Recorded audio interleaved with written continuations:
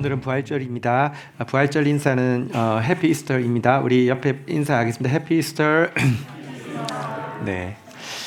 지난 열두동 기간 동안에 우리 청년들 최선을 다해서 기도의 자리 이렇게 함께 해주셔서 감사합니다. 또 그 기간에 드려진 헌금은 우리 그 미얀마를 돕는 일과 또 우리 6월달에 있는 블레싱마치 위해서 사용되어지는데요. 총 650만 원이 51만 원이 들어와서 500만 원 미얀마로 보냈고요. 그리고 이제 150만 원은 이 그 블레싱 마치 위해서 사용하게 되었습니다. 풍성하게 또 함께 해주신 거 감사합니다. 자, 오늘은 큰 군대의 부활이라는 제목으로 하나님 말씀 나누도록 하겠습니다. 예수님의 부활을 기념하는 날을 우리가 신앙생활하면서 여러 번 맞이하였는데요. 예수의 부활의 능력이 여러분 예수님 환자에게만 해당하는 것이고 일회적인 일로 끝난다고 하며 이 날을 기념하는 것 되게 무의미한 일입니다. 그러나 이것은 절대로 일과적인 일도 아니고요. 그냥 교리적인 일도 아니고요. 실제이고요. 계속 반복되어지는데요. 그렇다고 하면 이 부활의 능력이 우리 안에 역사하면 구체적으로 우리의 모습이, 교회의 모습이 어떻게 변화되어질까에 대해서 상상이 계속 필요합니다. 또 그와 같은 부활의 능력이 우리 안에 역사하려고 하면 과연 우리에게는 어떤 준비가 필요한지에 대한 고민도 필요한데요. 오늘 읽는 본문 에스겔서 37장의 내용은 이 같은 그 상상에 대해서 날개를 달게 하고 이 같은 고민에 대해서 해답을 주는 내용이라고 할 수 있습니다. 에스겔서 37장 1절 2절 먼저 읽고 시작하도록 하겠습니다. 1절 제가 읽습니다. 여호와께서 권능으로 내게 임재하시고 그의 영으로 나를 데리고 가서 골짜기 가운데 두셨는데 거기 뼈가 가득하더라. 2절 같이 읽겠습니다. 시작. 나를 그 뼈 사방으로 지나가게 하시기로 본즉 그 골짜기 지면에 뼈가 심이 많고 아주 말랐더라. 자, 우리가 이 본문을 이제 미리 알고 있잖아요. 이게 이제 그 마른 뼈를 큰 군대로 부활시키는 내용인데요. 37장 1절에 보니까 여호와께서 권능으로 임재하시고는요, 그의 영으로 성령으로 한 곳으로 데리고 가셨습니다. 그곳은 어디냐고 하면 한번 따라하겠습니다. 골짜기, 어떤 골짜기에 데려가셨는데요. 이제 주께서 부활의 역사를 보여주시기 위해서 골짜기로 에스겔을 데려갔는데 실은 이 골짜기는 에스겔이 처음 간 곳이 아니라 두 번째 간 곳이었습니다. 에스겔서 37장 말고 3장에 보면 하나님이 성령으로 오셔서 에스겔을 골짜기로 먼저 데려갔던 적이 있는데요. 이때는요, 아직까지 그 남유다가 완전히 멸망한 상태는 아니었는데 너희들은 죄로 말미암아 완전히 멸망할 거야. 죽게 될 거야. 이런 예언을 주시기 위해서 골짜기로 데려가신 적이 있는데요. 그 예언대로 심판받고 징계받고 죽어서 끝난 것 같은 때에 다시 에스겔을 골짜기로 데리고 가시더니 그 동일한 장소에서 이제 너희가 징계를 받았으니 죽었으니 다시 살아날 거야. 부활할 거야 라는 말씀을 하고 있는 내용입니다. 세상과는 완전히 반대죠. 세상은요, 죄가 있어도요, 들키지만 않으며, 죄가 있어도 힘이 있으며, 그 죄 아무것도 아닌 것처럼 덮을 수 있고, 문제 없다라고 자꾸 이야기합니다. 아니요, 성경은 그렇게 이야기하지 않습니다. 죄가 있으면 반드시 심판이 있고 죽음이 있습니다. 또 세상은요, 여러분 내가 안 들키고 표시 안 나면 되지만, 만약에 들키고 표시 나고, 만약에 죽게 되면 그걸로 끝이라고 또 이야기합니다. 하나님은 또 그렇게 이야기하고 있지 않습니다. 여러분, 정말로 죄로 말미암아 징계받고 죽게 된다고 하면 그것으로 끝이 아니라 회복과 부활이 있다라고 이야기를 하고 있는데요. 자, 어쨌든 1절 하반부에 보니까 간 그 골짜기에는 현재는 뼈로 가득했는데요. 자, 우리 그 뼈를 자세히 봅니다. 2절 한번 볼까요? 나를 그 뼈 사방으로 지나가게 하시기로. 뼈가 얼마나 많든지 걸어가도 이쪽도 뼈, 이쪽도 뼈, 좌회전해도 이쪽도 뼈, 이쪽도 뼈, 우회전해도 다시 이쪽도 뼈, 이쪽도 뼈. 내 가는 모든 데가 뼈가 막 가득가득 쌓여 있다 이렇게 이야기하고요. 조금 더 가까이 가서 그 뼈 상태를 보려고 보니까 한번 따라하겠습니다. 아주 말랐더라. 뼈는요 막 심이 많게 산을 이루고 있고요. 그리고 그 뼈가 상태가 아주 마른 상태에 있었다, 이렇게 이야기를 하고 있습니다. 이것이 죄로 말미암아 연약해지고요, 심판으로 말미암아 소망이 없어진 이스라엘의 상태를 보여주는 것인데요, 이것은 또한 오늘 우리의 모습과 한국 교회의 병든 모습을 잘 보여주기도 합니다. 죄로 말미암아 죄가 있으면요, 약해집니다. 그리고 소망이 사라지게 되는데요, 이것이 지금 우리의 모습이고 한국 교회의 모습입니다. 자, 그런데 이 힘이 많은 뼈, 아주 마른 뼈에 변화가 일어나기 시작하는데요, 그 변화가 일어나는데 에스겔이 한 일이 세 가지인데요, 첫 번째는요, 한번 따라하겠습니다. 참된 믿음의 고백. 3절 한번 읽도록 하겠습니다. 같이 읽겠습니다. 시작. 그가 내게 이르시되 인자야, 이 뼈들이 능히 살 수 있겠느냐 하시기로 내가 대답하되 주 여호와여, 주께서 아시나이다. 하나님께서 그에게 한 가지를 물어보셨습니다. 인자야, 이 뼈들이 능히 살 수 있겠느냐, 이렇게 물어봤는데요, 이 질문, 하나님의 질문에 에스겔이 뭐라고 대답했습니까? 한번 따라하겠습니다. 주 여호와여, 주께서 아시나이다.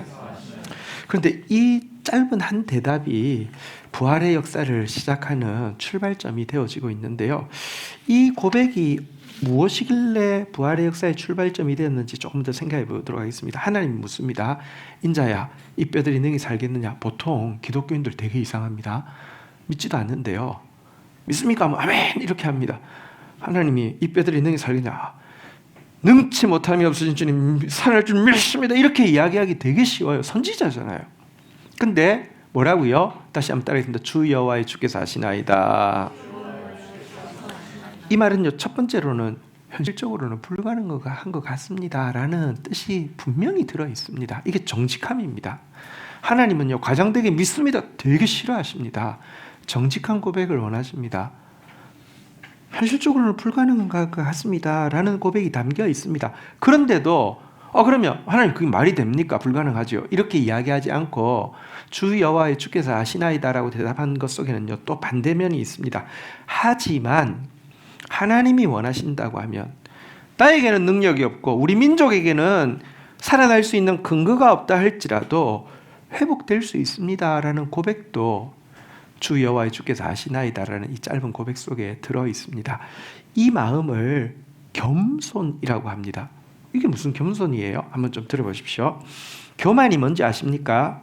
기독교에서 계속 교만에 대해서 굉장히 많이 비판하고 가장 큰 죄라고 이야기하는데, 교만이 뭐냐고 하면요, 내가 할 수 있는 것은 하나님 없어도 나 할 수 있다라고 생각하는 게 교만이고요, 내가 할 수 없는 것은 하나님 있어도 절대 할 수 없다라고 주장하는 게 교만입니다. 반대로 겸손은 뭐냐고 하면요, 내가 할 수 있는 것도 하나님이 함께하지 않으면 할 수 없거나, 아니 하는 것이 도리어 해가 된다는 것을 믿는 것이 겸손이고요, 내가 할 수 없는 것이라 할지라도 하나님이 함께 계시며 내가 할 수 있는 것보다 더 잘 될 수 있음을 믿는 게 겸손입니다. 이 짧은 대답 속에요, 여러분, 정직과 겸손의 고백이 담겨 있는 것입니다. 그런데 이것은 당시 이스라엘 백성들의 마음가짐과는 정반대였습니다.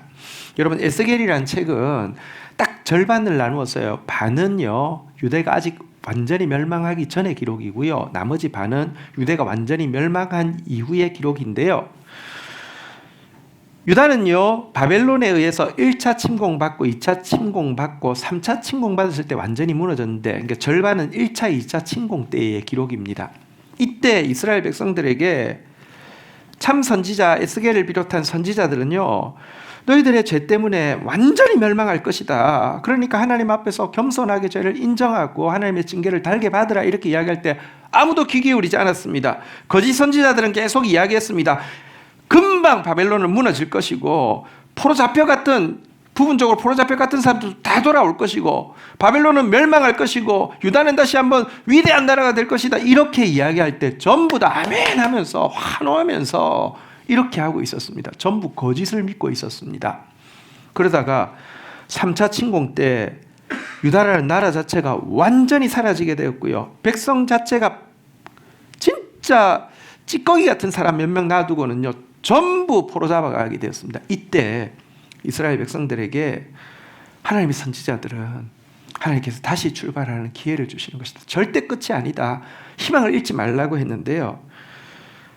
유다 사람들은요 완전한 절망에 빠졌습니다. 이제 우리 유다는 끝났어. 우리 민족 자체가 없어진 거야. 우리에게는 회복의 소망이 하나도 없어라고 이야기했습니다. 완전한 절망에 빠졌습니다. 근데 여러분 아까 겸손에 대해서 이야기했는데요. 교만하고 쌍둥이가 참 쌍둥이가 있는데 뭐냐고 하면 절망입니다. 왜 절망하는지 아십니까? 여러분 절망은요 내가 잘 못한다라고 느끼는 게 절망이 아닙니다. 하나님도 하실 수 없다라고 생각하는 게 절망인데요. 어떤 희망도 없다고 생각하는 게 절망인데요. 교만은요 내가 못하면 하나님도 못한다고 생각하는 것이 교만이라고 했잖아요. 그죠? 그게 절망입니다. 절망에 빠져 있었습니다. 유다 백성들은 거짓과 교만으로 말미암아 이렇게 이 현실을 대하고 있었는데요. 에스겔은 아주 짧은 대화지만 주 여호와여 주께서 아시나이다라는 대답 속에는요 정반대로 한번 따라하겠습니다. 정직, 겸손으로 이 상황을 대하고 있음을 알게 됩니다. 그런데 정직과 겸손이 무엇이냐고 하면 바로 참된 믿음입니다. 우리 하박국서 2장 4절 보면요 믿음이 무엇인지 가장 잘 보여주는 구약 구절이죠. 같이 한번 읽도록 하겠습니다. 시작. 보라 그의 마음은 교만하며 그 속에서 정직하지 못하나 의인은 그의 믿음으로 말미암아 살리라. 보십시오. 보라 악인은 마음이 뭐하다고요? 교만하고요. 그 속이 어떠하다고요? 정직하지 못하다고. 그러니까 거짓되다고요. 악인은 무엇으로 사느냐? 교만과 거짓으로 삽니다. 내 잘난 맛에 살고요. 거짓 믿고 삽니다. 그런데요. 의인은 믿음으로 산다 그랬어요. 근데 이 믿음이 구체적으로 뭐냐? 여러분 기독교는 믿습니다. 그러지 마십시오. 뭘 믿어요? 아무것도 안 믿으면서 졸다가 있다가도 목사가 왜 미신 아멘 하지 마세요. 그러니까 정광훈이가 그 미친 짓 말을 하고 있는데도 아멘 하는 거죠. 그거 믿음 아닙니다. 믿음은 뭐냐고 하면 악인은 교만과 거짓으로 사는데 의인은 믿음으로 산다고 그랬어요. 그럼 믿음이 뭐냐? 이거의 반대말이 되잖아요. 그죠? 겸손과 정직으로 사는 것이 믿음입니다. 한번 우리 겸손과 정직의 고백으로 나의 현실의 문제들 너무 복잡하죠. 여러분 문제가 복잡하죠. 그러나 겸손의 고백으로 정직의 고백으로 고백할 수는 있습니다. 한번 따라하겠습니다. 주 여호와여 주께서 아시나이다. 자, 그러자 두 번째 이제 하나님께서 그에게 그 다음 단계로 나아가게 하시는데요. 한번 따라하겠습니다. 가감없는 말씀의 대언. 에스겔의 참된 믿음의 고백을 받으신 하나님은요 이제 대언하라고 하십니다. 대언의 내용이 4절부터 6절까지 나와 있는데요. 4절 제가 읽겠습니다. 또 내게 이르시되 너는 이 모든 뼈에 대하여 대언하여 이르기를 너희 마른 뼈들아 여호와의 말씀을 들을지어다. 5절 같이 한번 읽어볼까요? 시작. 주 여호와께서 이 뼈들에게 이같이 말씀하시기를 내가 생기를 너희에게 들어가게 하리니 너희가 살아나리라. 6절 제가 읽겠습니다. 너희 위에 힘줄을 두고 살을 입히고 가죽으로 덮고 너희 속에 생기를 넣으리니 너희가 살아나리라. 또 내가 여호와인 줄 너희가 알리라 하셨다라. 자, 에스겔에게 대언하라고 하면서 마른 뼈들을 향해서 대언하라고 생기가 들어가라고 하나님께서 말씀하셨다고 이 마른 뼈에 힘줄이 붙고 살이 차고 가죽이 덮이게 하라 하셨다고 하나님이 말씀하셨다고 대언하라고 했습니다. 대언은 뭐냐고 하면 하나님이 말씀하신 것을 그대로 인용하는 것을 이야기합니다. 그러면 우리 4절부터 6절에서 대언할 부분만 한번 다시 따라하겠는데요. 자, 여기 보면 이르시기를까지는 이제 하나님이 말씀하신 것이니까요. 이제 에스겔이 서서 마른 뼈를 향해서 대언합니다. 한번 따라하겠습니다. 너희 마른 뼈들아 여호와의 말씀을 들을지어다. 5절입니다. 주 여호와께서 이 뼈들에게 이같이 말씀하시기를. 옆에 이제 뼈들을 보면서 이야기합니다. 내가 생기를 너희에게 들어가게 하리니 너희가 살아나리라. 6절에도 계속 내용이 나옵니다. 너희 위에 힘줄을 두고 살을 입히고 가죽으로 덮고 너희 속에 생기를 넣으리니 너희가 살아나리라. 또 내가 여호와인 줄 너희가 알리라 하셨다. 하셨다까지 해야 됩니다. 그래 대언이죠. 왜냐고 하면 또 내가 여호와인 줄 너희가 알리라 이렇게 끝나면 누가 여호와예요? 에스겔이 여호와야 되죠. 그러니까 여호와 아니죠. 그러니까 하라고 하신 말씀 그대로 여호와께서 이 일을 통해서 너희들이 여호와께서 여호와이신 줄 알게 하리라고 말씀하셨다. 이렇게까지 대언하라고 했고요. 에스겔은 그 말을 그대로 대언했습니다. 그러자 여러분 7절 한번 보십시오. 이에 내가 명령을 따라 대언하니까 그대로 했다는 거예요. 그랬더니 대언할 때 한번 따라하겠습니다. 소리가 나고 뼈들이 갑자기 끼익 소리가 납니다. 한번 따라하겠습니다. 움직이며 끼익 하다 탁 이렇게 붙고 탁 붙고 해가지고는요 이 뼈 저 뼈가 들어맞고는요 뼈들이 서로 쭉 연결되기 시작합니다. 이제 여러분 그 무슨 옛날에는 저 과학실에 가면 이렇게 뼈 그 인체 이렇게 이거 뼈 이런 게 있었거든요. 이렇게 됐어요. 이걸로 끝이 아닙니다. 8절 한번 볼까요? 8절 8절 한번 보도록 하겠습니다. 같이 읽겠습니다. 시작. 내가 또 보니 그 뼈 위에 힘줄이 생기고 살이 오르며 그 위에 가죽이 덮이나 그 속에 생기는 없다. 근데요 뼈가 다 연결되고 나니까 힘줄이 쭉 들어가고 살이 쫙 차고 가죽이 쫙 덮이고 이렇게 되었던 것입니다. 여러분 여기서 우리 한 가지 기억하십시다. 마른 뼈가 회복될 수 있는 출발점은요. 다시 보지만 한번 따라하겠습니다. 가감 없는 말씀의 대언. 여러분 하나님 말씀을 들을 때 그 말씀에다가요. 듣고 나서는 내 생각, 내 예측을 넣기도 하고요. 내 의지, 내 능력으로 재단하기도 하고요. 내 감정, 내 기분으로 가감하기도 합니다. 그런데 이러면 능력이 나타나지 않습니다. 하나님 말씀 100% 들은 대로 그대로 가감 없이 대언할 때에만 부활의 능력이 나타납니다. 여러분 우리는 기독교는 참 이상한 종교입니다. 어떤 의식을 믿는 종교가 아니라 말씀을 믿는 종교입니다. 이 말씀이 그냥 죽은 활자가 아니라 살아있는 생명이어서 정말 나를 바꾸고 세상을 바꾼다고 믿는 종교입니다. 그래서 다른 종교와 굉장히 다릅니다. 만약에 기독교가 무슨 의식에 빠지기 시작하고 무슨 그냥 습관에 빠지기 시작하면 그거야말로 개혁하고 변화시켜야 될 것입니다. 근데 말씀이 진짜 그대로 되어진다고 믿고 말씀이 답이라고 이야기하는데요. 실제 말씀을 듣고 나아갔을 때 아무런 능력이 안 나타나는 이유가 무엇인지 아십니까? 그거는 듣고 나서는요 다 가감하는 것입니다. 내 생각으로 그건 안 될 것 같은데 빼요. 내 기분에 이건 별로 내가 좋아하지 않는데 빼요.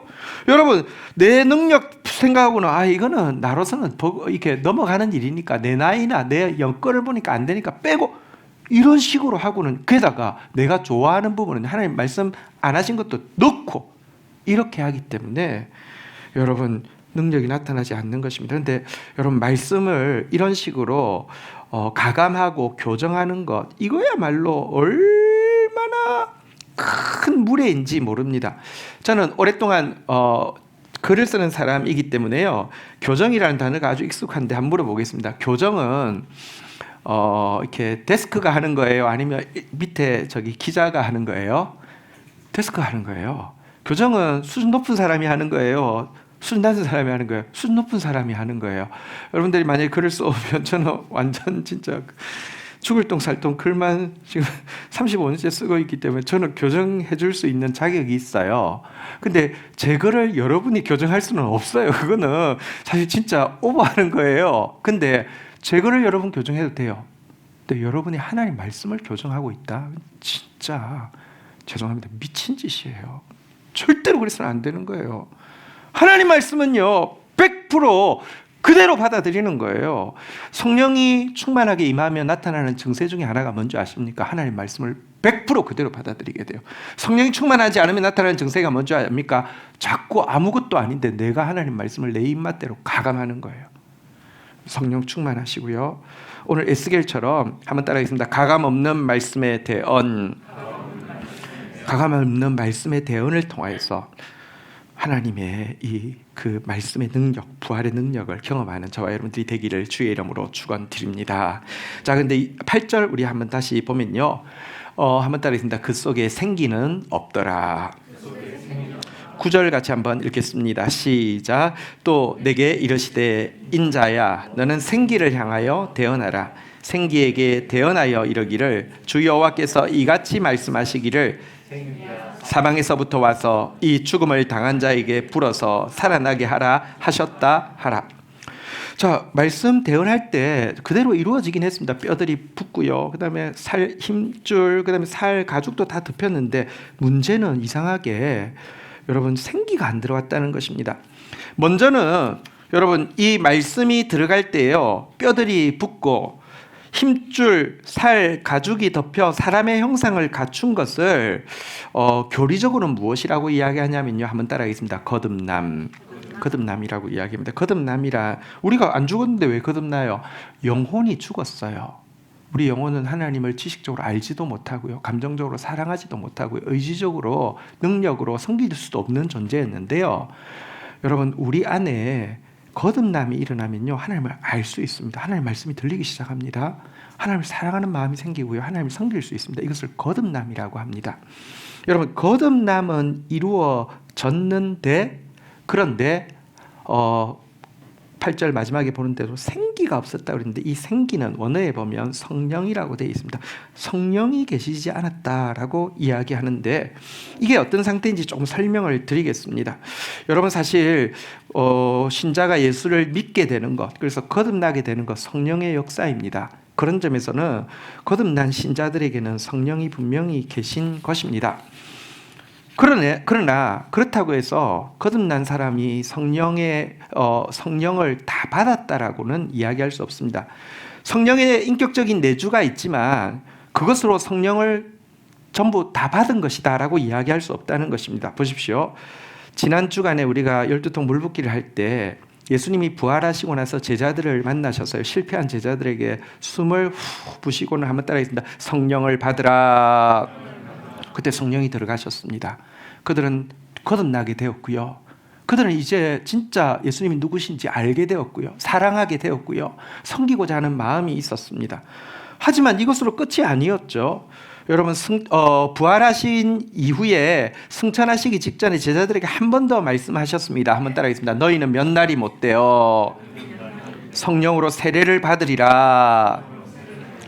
인격적으로는 이미 성령님이 들어와 계시지만 성령의 능력이 우리 안에 임해서 이제 정말 하나님의 뜻을 이룰 수 있는 사람이 되기 위해서는 그 능력을 체험해야 된다라고 이야기했는데요.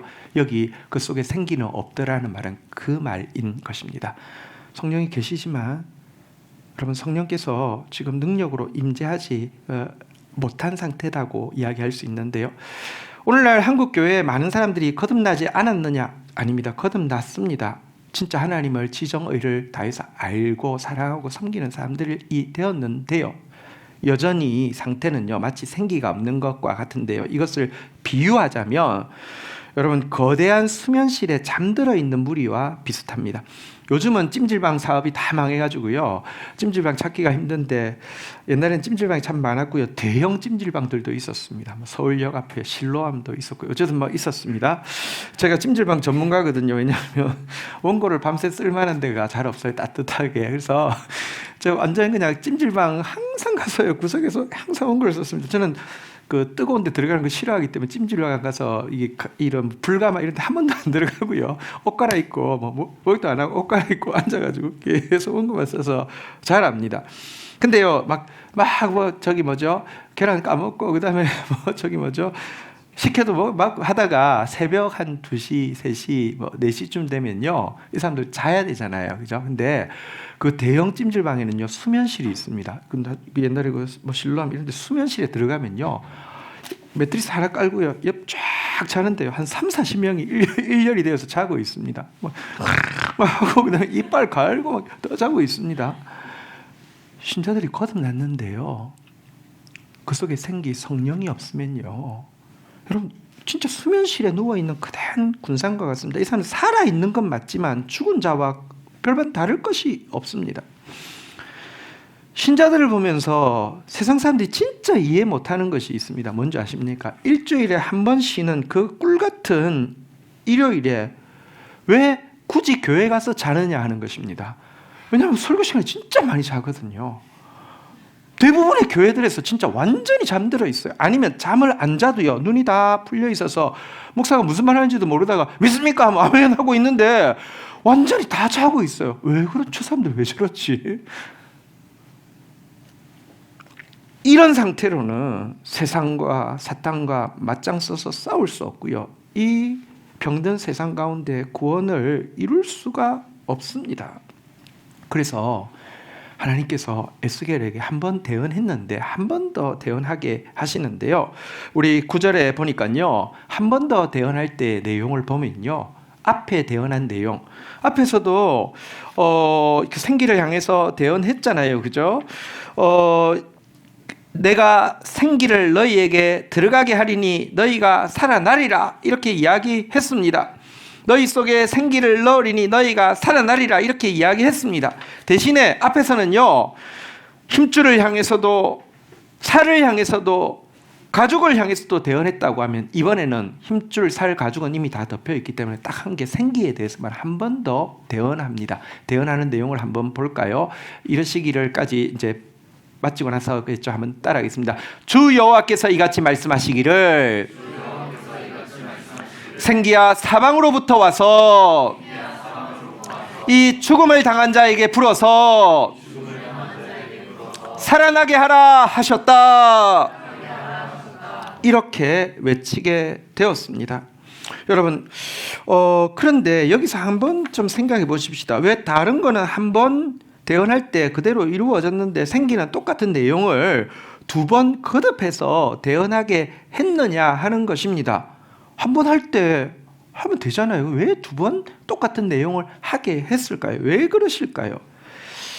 여러 가지 좀 더 깊이도 설명할 수 있지만 가장 간단하게 이야기하면, 여러분, 우리가 경험하는 선물들, 예를 들면 거듭남의 선물들, 기도 응답의 선물들, 우리 마음 가운데 상처가 치유되어지고 진짜 사랑이 차오르는 선물들, 은혜들 다 선물이지만 하나님 보시기에 가장 귀한 선물은 성령님을 주시는 것이고요.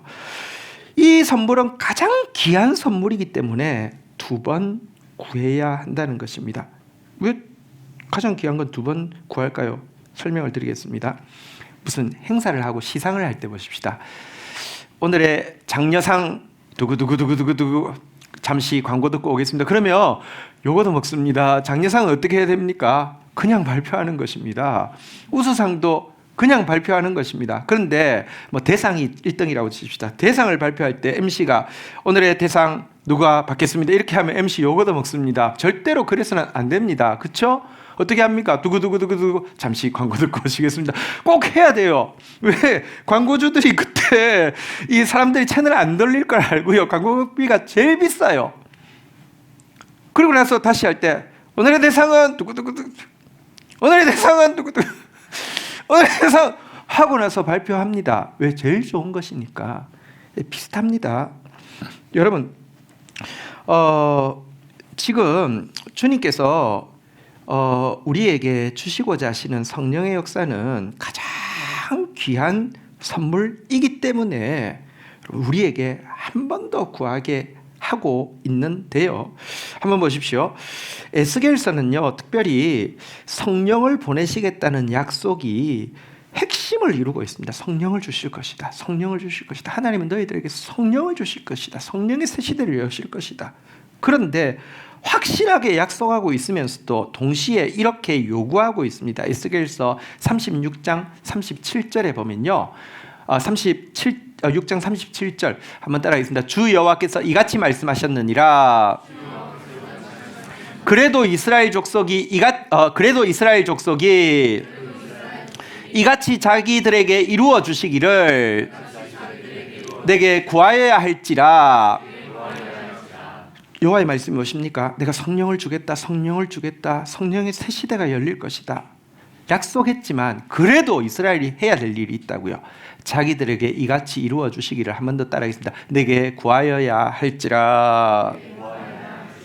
여러분, 앞에 예수님이 지난 주간에도 우리가 보았지만 제자들에게 이미 성령을 받으라 할 때 내면에 성령이 들어오셨어요. 우리의 지정의가 아니라 하나님의 지정의가 들어왔습니다. 그렇지만 또 몇 날이 못되어 성령으로 세례를 받으리라고 하시면서 너희는 아버지께서 약속하신 것을 기다리라고 했습니다. 이 기다리라는 것이 가만히 이렇게 있으라는 뜻은 아니었죠. 이 말씀을 들은 제자들이요, 한번 따라하겠습니다. 더불어 마음을 같이하여 오로지 기도에 힘써더라. 갈구했습니다. 성령을 달라고 갈구했습니다. 그래서 에스겔이 두 번째 이 대언을 할 때는 목소리 톤이 달랐을 것입니다. 갈망이 담겼기 때문에. 한번 그 대언의 내용을 한번 따라하겠습니다. 생기야, 사방에서부터 와서 이 죽음을 당한 자에게 불어서 살아나게 하라 하셨다. 큰 소리를 외칠 때 10절, 오늘 마지막 절입니다. 어떤 일이 일어나게 되었습니까? 같이 한번 읽도록 하겠습니다. 시작. 이에 내가 그 명령대로 대언하였더니 생기가 그들에게 들어가매 그들이 곧 살아나서 일어나 서는데 극히 큰 군대더라. 여러분, 두 번째 대언하자 생기가 그들에게 들어갔습니다. 지금 형체는 다 갖춰졌지만 수면실에 잠자고 있었던 영혼들에게 생기가 쑥 들어가자 한번 따라하겠습니다. 곧 살아나서 일어나 서는데 그 모습이 어떠했다고요? 한번 따라하겠습니다. 극히 큰 군대더라. 여러분, 어느 정도 있으면 극히 큰 군대라고 할 수 있겠습니까? 여러분 한 4단급 정도가 모여 있으면 극히 큰 군대라고 할 수 있겠습니까? 아니면 뭐 이렇게 1군, 2군, 3군인데 뭐 이 정도 모이면 극히 큰 군대라고 할 수 있겠습니까? 어쨌든 극히 큰 군대, 극히 강한 군대가 그 한마디 말에 곧 살아나서 일어나 섰다라고 이야기를 하고 있습니다. 여러분, 사실 이것 에스겔이 기대한 것과 비교할 수 없는 것입니다. 주 여호와께서 이 뼈들이 능히 살겠느냐, 주 여호와의 주께서 아시나이다라고 할 때 불가능합니다. 하지만 하나님이 하시면 이게 이스라엘 상징하는 이스라엘 백성들이 살아나서 다시 일어날 줄을 믿습니다. 이 정도까지는 고백했을 거예요. 근데 그 약한 이스라엘이, 그 문제 많은 이스라엘이 일어났는데 극히 큰 군대로 일어날 것은 에스겔이 상상 못했을 것입니다. 베드로도 마찬가지입니다. 너희는 몇 날이 못되어 성령으로 세례를 받으리라고 할 때 마음을 같이하여 더불어 오로지 기도에 힘쓰고 있을 때 베드로의 마음은 이런 것일 것입니다. 성령이 임하시면, 제가 이전에는 예수님을 십자가 지실 때 저주하고 부인하고 욕했는데 이제 예수님 안 계시지만 성령님이 임하시면 내가 대제사장들, 나를 박해하는 사람 앞에서도 담대히 믿음 고백하고 순교할 수 있을 것입니다. 주님, 내가 원하는 것은 다시는 주님 부인하지 않고 내 신앙 간직하다가 주님 품에 가고 싶습니다. 이런 기대했을 것입니다. 근데 성령이 임하니까 겨우 그 정도가 아니었습니다. 그렇게 큰 군대가 되었습니다. 그가 사내들인에 다시 잡혀갔을 때 사내들 앞에서 말했습니다. 내가 너희 말 듣는 것이 옳은지 하나님 말씀 듣는 것이 옳은지 너희가 판단하라. 나는 보고 들은 것을 전하지 아니할 수 없다. 그러니까요, 이 사내들이 너무 갑자기 당황해가지고요, 이거 감히 무식한 것이 죽여 이렇게 해도 될 텐데요, 당황해가지고요 아무 말 못하고 내보냈습니다.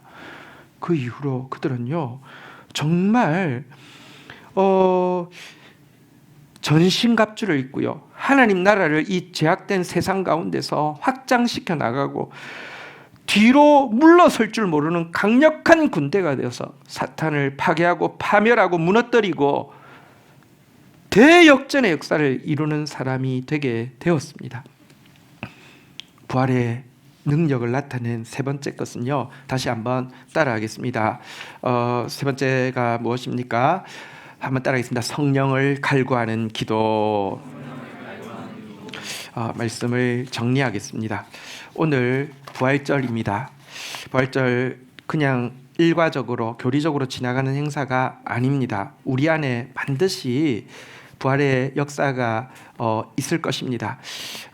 마른 뼈 같은 우리, 또 우리 공동체도 아주 많은 뼈 같은 우리가 오늘 본 환상대로요, 극히 큰 군대로 곧 일어나게 될 것입니다. 이것에 대해서 꿈꾸어야 합니다. 그리고 이 일에 우리에게 요구하고 있는 세 가지 우리가 하나님 앞에 가지고 나아가야 할 것입니다. 한번 따라하겠습니다. 참된 믿음의 고백. 주 여호와의 주께서 하시나이다. 정말 정직하면서도 겸손한 고백으로 나가십시다. 한번 따라하겠습니다. 가감 없는 말씀에 대언. 내 생각 가지고 다 재단하고요. 내 선호와 불호를 가지고 다 가감하고요. 절대 그래서는 안 됩니다. 말씀 그대로 받아들여야 합니다. 그대로 선언해야 합니다. 그대로 될 것입니다. 할렐루야.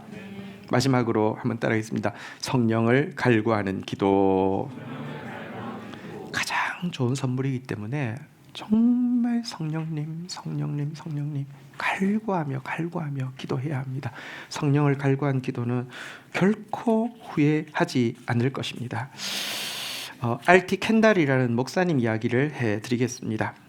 1956년도에 청년이던 그가 한 가지 환상을 보게 되었습니다. 1956년이면 지금으로부터 몇 년 전입니까? 69년 전이죠. 1956년에 거대한 부흥이 전 세계를 덮치게 되고요. 모든 곳에서 부흥이 일어나게 되는데 그 부흥의 주제가 무엇이냐고 하면요. 한번 따라하겠습니다. 다시 오실 예수 그리스도. 이 부흥의 주제는 예수 그리스도의 재림이 주제가 되어서요. 온 세상 가운데 놀라운 부흥이, 그러니까 진짜 부흥이라는 것은 본질로 돌아가는 것이거든요. 정말 말씀으로 돌아가는 것입니다. 이런 일이 일어나게 될 것이라는 것입니다. 이 역사 앞에서 각 처에서 예수 그리스도의 영광 앞에 굴복하는 일, 그분을 믿게 되는 일이 있게 되고요. 교회는 예수 그리스도의 정말 신부답게 정말 순결해지고 영광을 회복하게 되고요. 사회는 아주 짧은 시간 안에 뒤집어져서 온 세계 가운데 하나님의 재림을, 예수 그리스도의 재림을 준비하는 거룩한 운동이 이 마지막 때에 이 죄악된 세상 가운데 일어날 것에 대한 환상을 69년 전에 보게 되었습니다.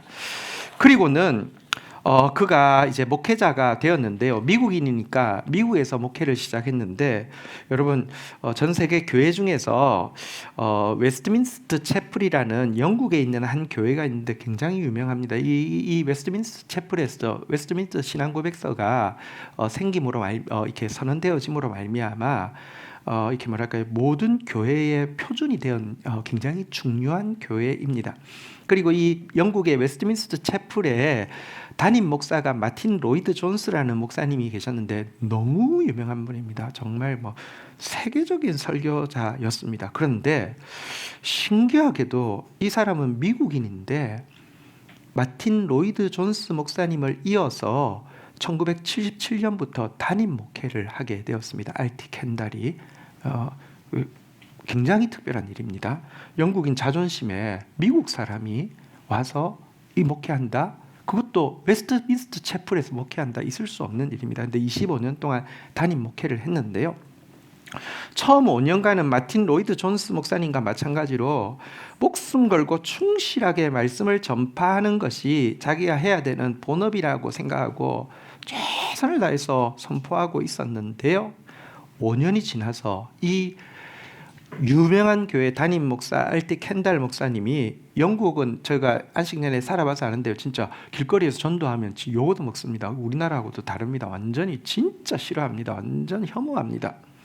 근데 이 목사님이 혼자 길거리에서 복음을 전하기 시작했습니다. 왜냐고 하면 자기가 본 환상이, 온 세계에 일어나는 부흥이 단지 자기가 성경을 충실하게 가르치고 성경 안에 머무른다고 일어날 일이 아니라 성령께서 역사하셔야지 일어날 수 있는 일인데, 성령께서 역사하도록 하기 위해서 자기가 순종의 마중물을 붓기 위해서 이 복음을 가지고 사람들 앞에 혼자서 길거리에 서기로 결정한 것입니다. 이렇게 되자 그 교회 교인들이 좋아했을까요? 싫어했을까요? 엄청 싫어하겠죠. 미국인이어서 별로 워낙 또 마음에 안 들었는데 그건 혼자서 이상한 짓을 하니까요. 엄청 반발을 했습니다.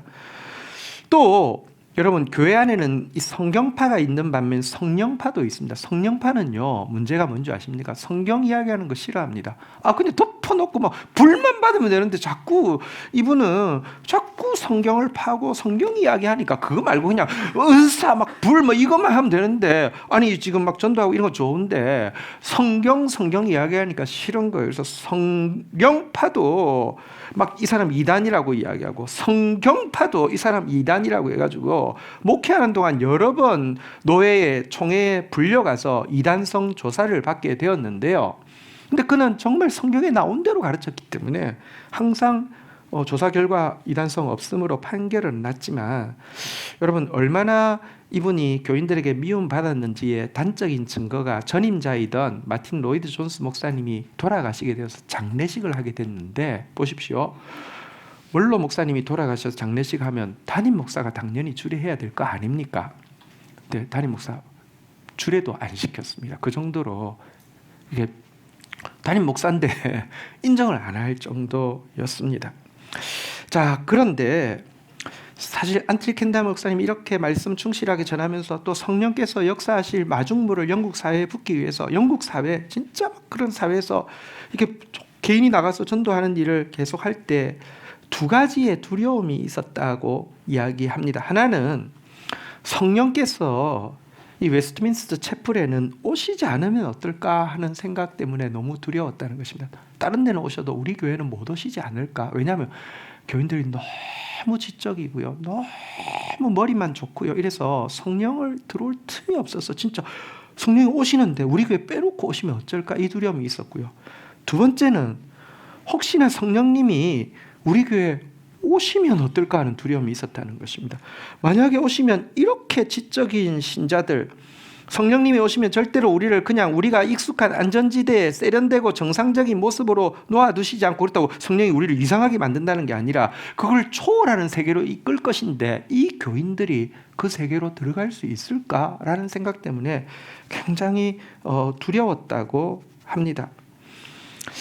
하지만 알티 켄달 목사님은 계속 왜 이 시대의 교회가 마른 뼈처럼 무기력하고 비천하고 진짜 거대한 수면실에 잠들어 있는 존재들처럼 됐느냐? 이유는 명확하다는 것입니다. 성경파와 성령파가 이혼했고, 성도들은 마치 부모가 엄마 아빠가 이혼하면 둘 중에 한 사람하고만 살 수 있잖아요, 그죠? 주 양육자를 선택해야 되듯이 성령 없는 성경파, 성경 없는 성령파로 분리되어 있기 때문에 교회가 이렇게 힘이 없고 이렇게 비천해졌다는 것입니다. 오늘 한국 교회를 보면 성경이 없기 때문에 망한 것입니다. 내 백성이 지식이 없어서 망한다고 했는데요, 정강훈이 보십시오. 한국 교회를 보십시오. 하나님의 말씀 하나도 모릅니다. 하나님의 말씀 반대에만 아멘 아멘 하고 있습니다. 말씀 없어서 망하는 것입니다. 근데 말씀하는 교회를 보십시오. 능력 하나도 없습니다. 비판은 할 수 있죠. 저래서 잘못됐고 저래서 잘못됐고, 그래서 어쩌자는 겁니까? 무엇을 바꿀 수 있습니까? 성령과 성령이 함께 역사하셔야만 된다는 사실 앞에서 그는 은퇴한 이후에도 계속 35년간 길거리 전도를 지금도 계속하고 있고, 자기가 환상으로 본 그날 정말 마지막 부흥의 역사가 온 세계를 휩쓸고 다시 오실 예수 그리스도에 대한 환상으로 말미암아 교회가 정결해지고 세상이 변화되어지고, 세상은 점점 더 악해지겠지만 거룩한 무리들이 남아서 여러분 주님을 맞이하는 이 환상을 지금도 붙잡고 있는데요. 근래의 책에 보니까 하나님 앞에서 요즘 드리고 있는 기도 제목입니다. 하나님 언제입니까? 라고 묻습니다.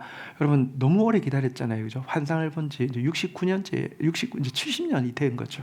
언제입니까? 물으면 하나님이 물을 때마다 곧이라고 대답을 하신다는 것입니다. 얼마나 더 기다려야 합니까? 물으면 하나님 말씀하신답니다. 금방이다, 이렇게 이야기하신다는 것입니다. 비전을 받은 지 이제 진짜 70년이 다 되었는데요. 여러분, 근데 하나님께서 하나님 약속 때문에 그 진짜 어떤 의미에서 전 세계에서 제일 성공한 목회자 될 수 있잖아요. 미국인이 영국의 최고 교회에서 담임 목회하고 은퇴하실 정도면 진짜 편하게 있을 수 있는데, 약속 때문에 그 교인들에게 수모를 당하면서까지 지금까지 길거리에 서서 전도하면서 하나님 앞에 기도하는 이 매달림을요 수치로 끝나게 하실까요? 만약 그런 하나님이라고 하면 우리 믿을 수 없습니다. 저는 믿습니다. 하나님은 그가 본 환상 그대로 이루어 주실 것입니다. 그렇다고 하면 여러분, 사실은 올해가 70년이 되는 해라는 것은 되게 의미하는 바가 큽니다.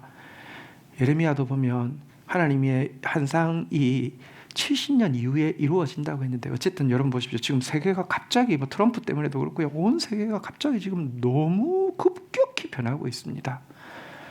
급격히 변하고 있다는 게 급격히 나쁜 쪽으로 가고 있죠. 근데 주님의 재림도 가깝고요, 진짜 이때에 마른 뼈 같은 교회로 있어서는 안 됩니다. 큰 군대로 일어나야 합니다. 이때야말로 상처받은 사람들, 고통당하는 사람들 눈물을 씻기고 나가야 합니다. 우리는 할 수 없지만 주님은 하실 수 있습니다. 그래서 여러분들 함께 참된 믿음의 고백을 가지고요, 우리 주님 앞에 나가도록 하십시다. 가감없는 말씀의 대언으로 주님 앞에 나가도록 하십시다. 특별히 성령을 갈구하는 기도로 함께 나가도록 하십시다. 우리 대언하도록 하겠습니다. 생기야, 사방에서부터 와서 이 죽음을 당한 자에게 불어서 살아나게 하라. 우리 성령님을 간구하는 것이다. 한 번 더 고백하겠습니다. 성령님, 사방으로부터 오셔서 이 죽음을 당한 자에게 불어서 살아나게 하소서. 극히 큰 군대로 일어서게 하소서. 자리에서 일어서시겠습니다. 우리 같이 찬양하며 나가도록 하겠습니다.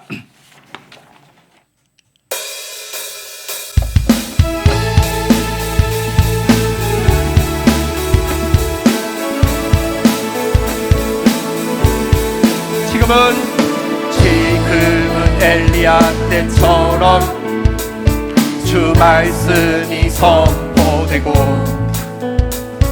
또 주의 종 모세의 때와 같이 언약이 성취되네.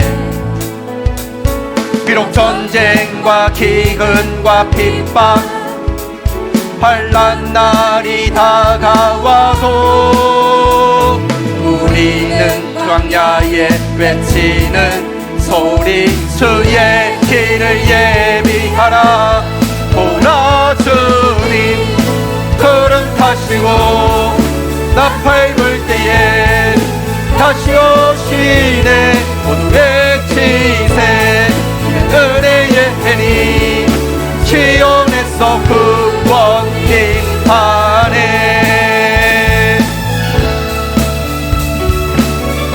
에스겔의 환상처럼, 에스겔의 환상처럼 마른 뼈가 살아나며, 또 주의 종 다윗의 때와 같이 예배가 회복되네. 추수할 때가 이르러 들판은 휘어졌네. 우리는 추수할 일꾼 되어 주 말씀을 선포하리. 보라, 주님 구름 타시고 나팔 불 때에 다시 오시네. 외치세. 이는 은혜의 해니 시온에. 2절만 한 번 더 고백하며 나가도록 하겠습니다. 에스겔의 환상처럼, 에스겔의 환상처럼 마른 뼈가 살아나고, 또 주의 종 다윗의 때와 같이 예배가 회복되네. 아멘. 추수할 때가 이르러 들판은 휘어졌네. 우리는 추수할 일꾼 되어 주 말씀을 선포하라. 보라, 주님 구름 타시고 나팔 불 때에 다시 오시네. 외치세. 이는 은혜의 해니 시온에서. 보라, 주님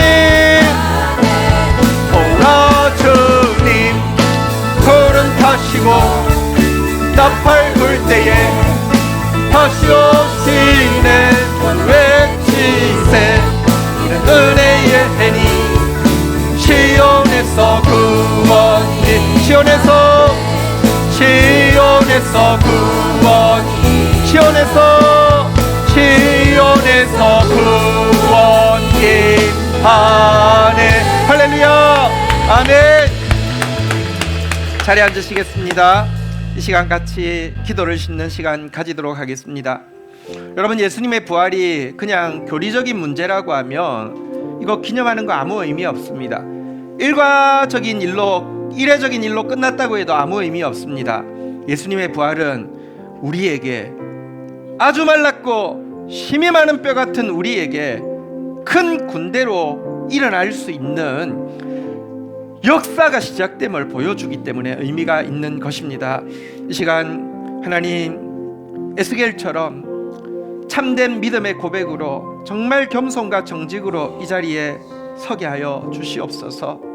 그리고 하나님 선포되어진 말씀에 대해서 가감없이 대언하며 선언하며 나가게 하여 주시옵소서.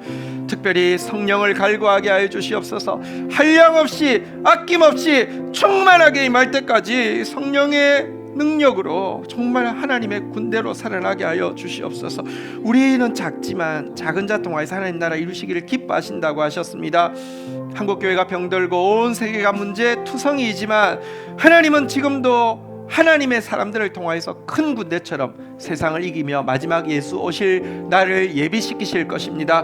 그런 사람 되어지기 원한다고, 그런 부활의 능력이 오늘 이 시간 우리 교회 가운데, 내 가운데 역사하게 해달라고 우리 다 함께 주의 이름 3번 고백하며 기도하며 나가도록 하겠습니다. 주님, 우리를 사랑하셔서 떡과 생선을 준비하신 같이, 아니 떡과 생선을 준비하시는 것이 아니라 당신의 살과 피까지 우리에게 주신 주님, 그 사랑 안에서 회복되어지게 하시고 그 성령 안에서 강건하게 하여 주셔서 하나님의 군대로서 이 땅을 승리하며 살아내게 하여 주시옵소서. 죄의 악으로 물들어가며 정말 이기심과 매정함으로 온 세상이 고통받고 있는 이때에 예수 사랑으로 이 땅을 치유하는 하나님의 사랑의 군대 되어지게 하여 주시옵소서. 예수 그리스도의 이름으로 기도 올립니다. 아멘.